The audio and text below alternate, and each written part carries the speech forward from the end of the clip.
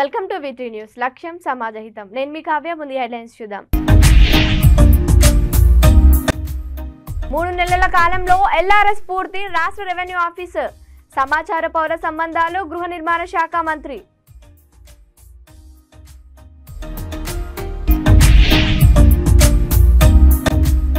ముగ్గురు మంత్రులు, MP, MLA, corporation చైర్మన్ల పర్యటనతో Congress శ్రేణుల్లో ఉత్సాహం. మైలారం ఇండస్ట్రియల్ పార్కు శంకుస్థాపన సభకు భారీగా తరలివచ్చిన జనం. బైన్స్వాడలోని బొల్లం రోడ్డులో మైనర్ బాలికపై ఓ వ్యక్తి అత్యాచార యత్నం. నిందితుడిని అదుపులో తీసుకున్న పోలీసులు. నారాయణఖేడ్ నియోజకవర్గంలో పెద్దశంకరంపేట మండలం మెదక్ జిల్లా ప్రాథమిక పాఠశాల విద్యార్థులకు ప్లేట్లు, గ్లాసులను పంపిణీ చేశారు.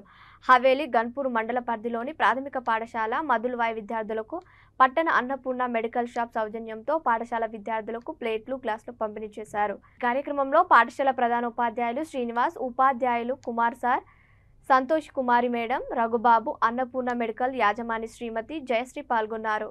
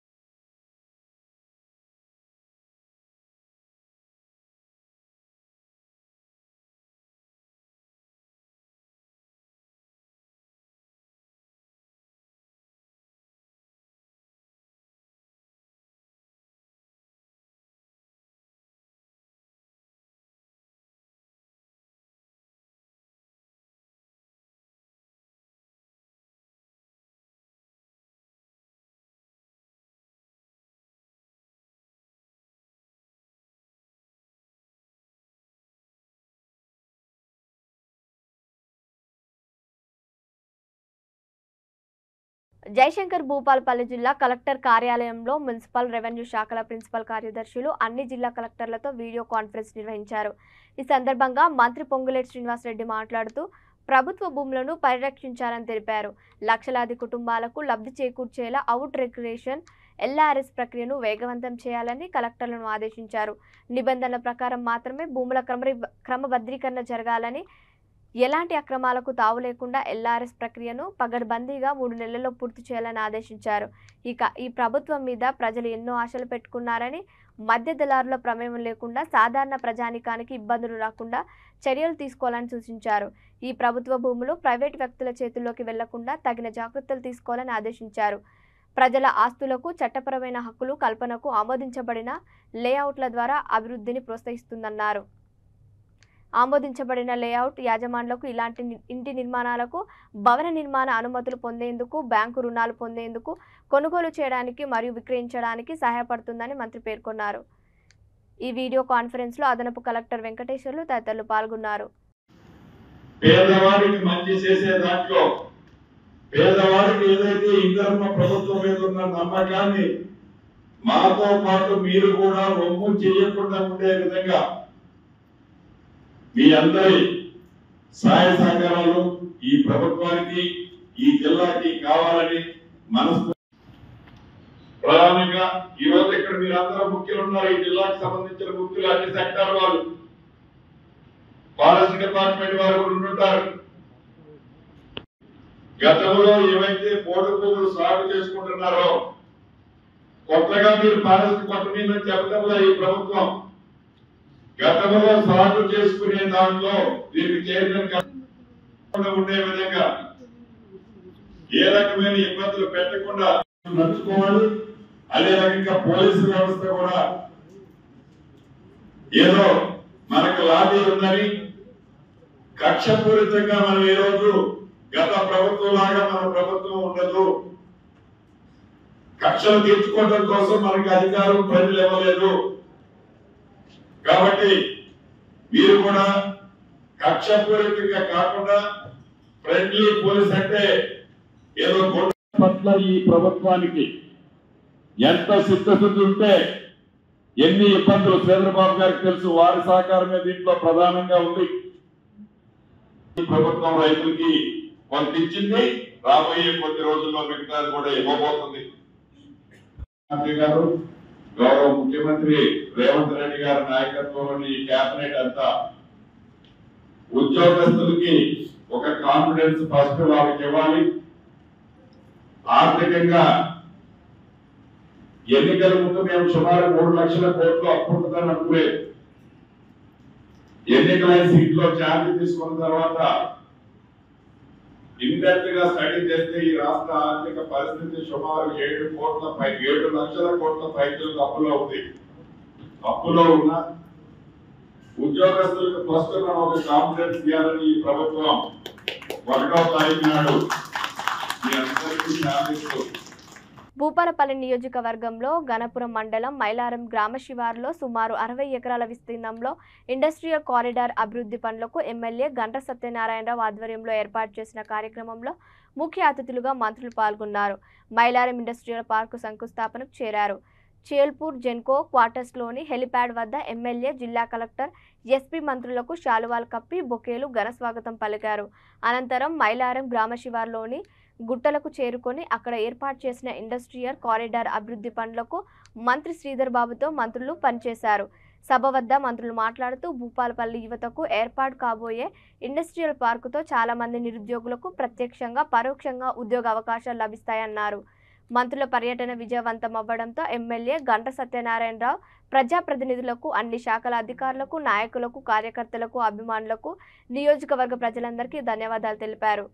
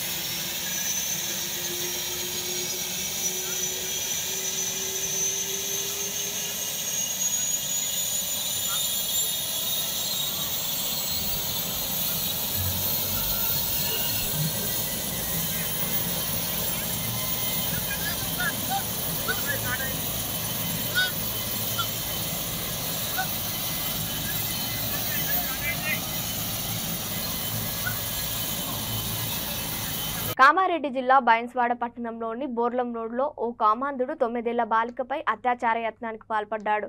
బాలికకు మాయమాటలు చెప్పి నిర్మానుషంగా ప్రాంతానికి తీసుకెళ్లి అత్యాచారం చేసేందుకు యత్నిస్తుండగా అటుగా వస్తున్న యువకులు గమనించి నిందితుడిని చితకబాది పోలీసులకు సమాచారం ఇచ్చారని తెలిపారు. పోలీసులు ఘటన స్థలానికి చేరుకొని నిందితుడిని అదుపులోకి తీసుకున్నారు. ఇద్దరు సోమేశ్వర గ్రామస్తులు అని పోలీసులు తెలిపారు.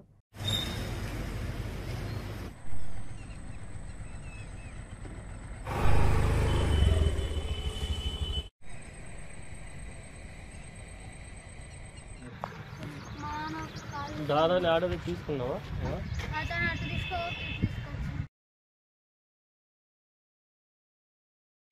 అని పంపించారు. నాకు నమ్మకం మాకు అంతేగాని దాదాపు ఆర్డర్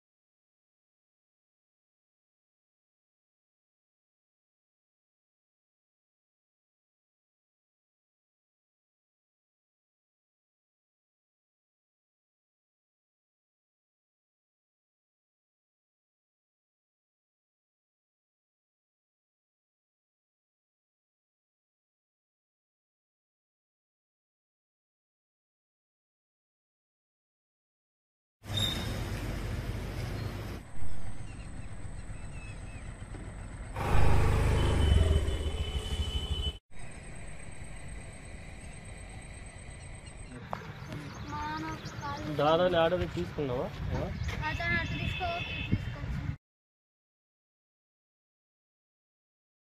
అని పంపించారు. నాకు నమ్మకం మాకు అంతేగాని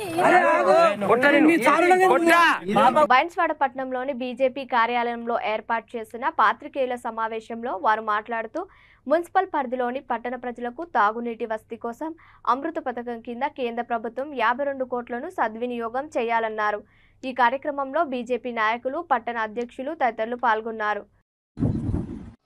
మున్సిపాలిటీ ఏర్పడిన తర్వాత అమృత్ 2.0 కింద బాన్సోడకు గత సంవత్సరం కిందనే 52 కోట్ల నిధులు మంజూరు చేయడం జరిగింది. ఆ నిధులని బాన్సోడ అభివృద్ధి కొరకు మంజూరు ప్రధానమంత్రి నరేంద్ర మోడీ గారు దాన్ని సాంక్షన్ చేయడం జరిగింది అభివృద్ధి కోసం. కాబట్టి బాన్సోడకు ఇలా చాలా రకాలుగా చాలా ఫండ్స్ రావడం జరిగింది.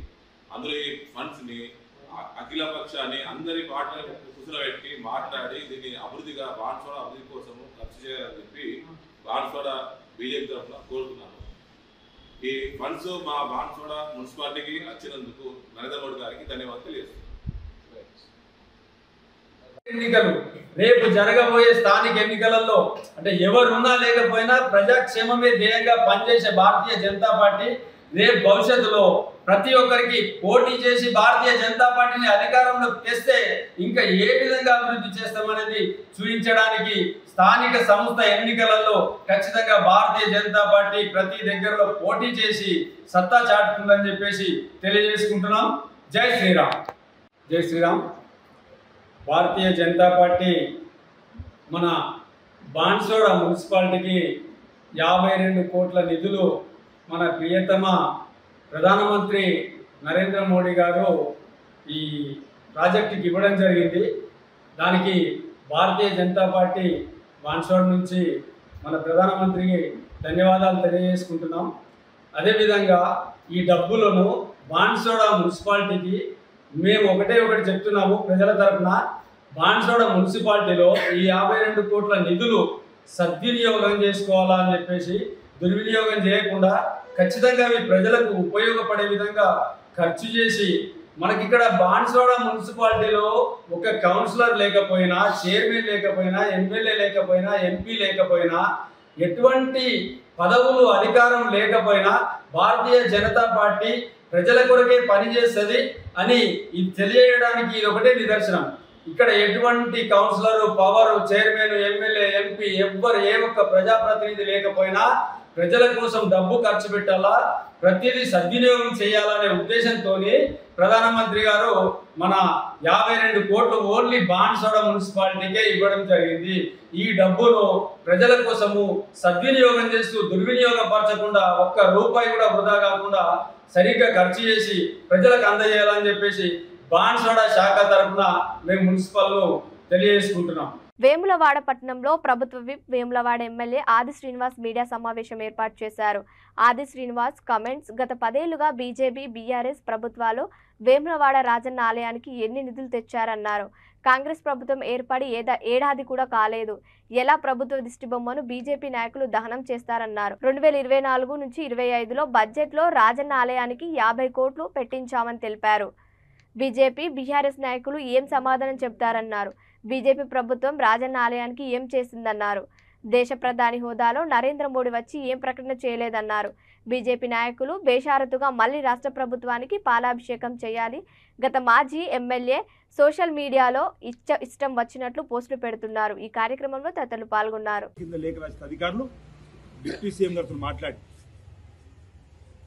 కోమటిరెడ్డి వెంకరెడ్డి ఆర్ఎండ్బి మినిస్టర్ గారితో మాట్లాడితే వేములవాడ పెద్ద టౌన్, టెంపుల్ సిటీ, ఇంత అధ్వానుకుంటే ఎట్లా వెంటనే నిధులు విడుదల చేయమన్నారు. ఆ కాంట్రాక్టర్ పని చేయకపోతే ఆ బిడ్డకి సంబంధించి రద్దు చేసి కొత్తగా టెండర్లు పెట్టాలని చెప్పని పిలిపియాలని చెప్పని అనుకున్నాం. అరే మాకు మొదటి 3 మాసాలు 100 రోజులు అసలు ఎక్కడే ఉందో తెలవడానికి అర్థం కాలే.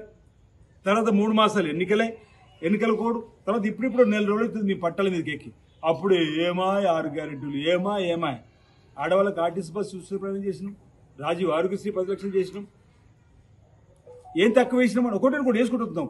రైతుల చిరకాల వేములవాడ రాజన్న ఆలయానికి ఆ ప్రభుత్వం ఏమి ఇవ్వలేదు అంటే మనం ఇప్పటికీ 20 కోట్లు ఇచ్చుకున్నాం కదా, ఇంకా ఇచ్చుకుందాం అంటే అది మనం భరోసా కల్పించిన బడ్జెట్లో కూడా ప్రవేశపెట్టాలంటే ఈరోజు 50 కోట్ల రూపాయలు పెట్టి మేము ఎన్నడూ కూడా బడ్జెట్లో ఏటో పెడతామని చెప్పి మేము ఎన్నికల ప్రారంభం చేయలేం. దేవాలయ అభివృద్ధి కమిట్మెంట్ ఉంటాను. కానీ ఈరోజు నేను ఎందుకు చెప్పదలుచుకున్నా అంటే ప్రభుత్వం దిష్టిబొమ్మ ఎట్ట దర్శనం చేస్తారు పూర్తి తెలుగు. నన్ను ఒక మాట వాళ్ళు అడిగితే బాగుంది. మీరు అనొచ్చు తెల్లారు ఎందుకు మీరు ప్రెస్ మీట్ పెట్టలేరని. నాకు వీలు కాలే. అసెంబ్లీ నడిచింది, మీరు అందరూ చూసారు. అసెంబ్లీ అయిపోయిన తర్వాత మాట్లాడుతూ 2 రోజులు ఆగింది. ఆనాడు భారతీయ జనతా పార్టీ ఆ రోజు ఇది మాజీ ఎమ్మెల్యేనా మరి వేరే నియోజకవర్గానికి బడ్జెట్లో డబ్బు ఉందా లేదు నేను చెప్పే ఉన్నాను. 50 కోట్లు ఉందని చెప్పేవాడు. నాకు తెలుసు మీరు ప్రసాద్ పథకంలో రూపాయి తీసుకురాలేరు. నరేంద్ర మోడీ గారు వచ్చి వేములవాడ దర్శనం చేసుకుపోతాడు, వేలాడ దేవాలయ ప్రసక్తే మాట్లాడు. ఈరోజు మీరు మాత్రం వేలాడ ఆలయానికి బడ్జెట్లో నిధులు కేటాయించినందుకు మేము ఈరోజు దిష్టిబొమ్మ రద్దు చేసిన ప్రభుత్వం అని అంటుండ్రు. ఈరోజు గమనించండి, ఈ విధంగా అబ్స్ట్రాక్ట్లో కూడా వేములవాడ దేవాలయానికి సంబంధించి 50 కోట్లు కేటాయించినట్టుగా ఈరోజు మేము పెట్టినటువంటిది.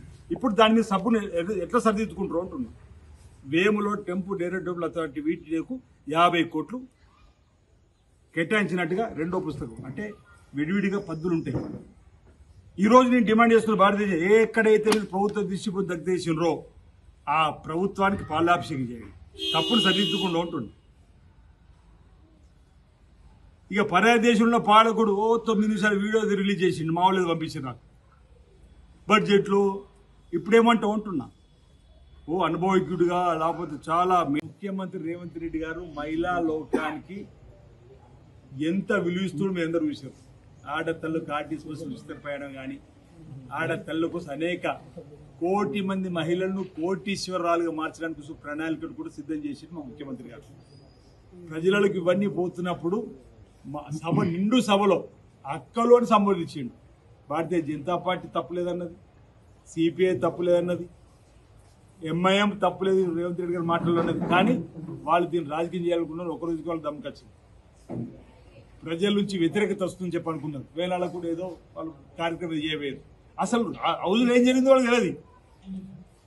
ఎందుకు పెట్రోల్ పోసుకోవాల్సి వచ్చిందో కూడా అర్థం అవుతలేదు. నాకేం అర్థం కాలే. కొంచెం అక్కడ ఏం దుర్భాష ఆడిందో అసలు అన్పార్లమెంటియన్ పదమే రాలేదు అక్కడ. తెలంగాణ బులెటిన్ ముగించే ముందు హెడ్లైన్స్ మరోసారి. 3 నెలల కాలంలో ఎల్ఆర్ఎస్ పూర్తి, రాష్ట్ర రెవెన్యూ ఆఫీసర్, సమాచార పౌర సంబంధాలు, గృహ నిర్మాణ శాఖ మంత్రి.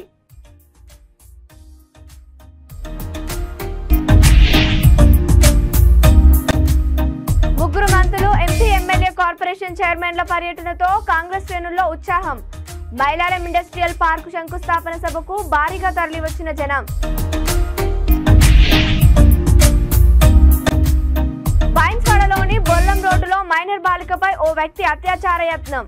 నిందితుడిని అదుపులో తీసుకున్న పోలీసులు. ఇవి ఇప్పటివరకు అప్డేట్స్. మరిన్ని అప్డేట్స్ కోసం చూస్తుండండి V3 న్యూస్. లక్ష్యం సమాజహితం.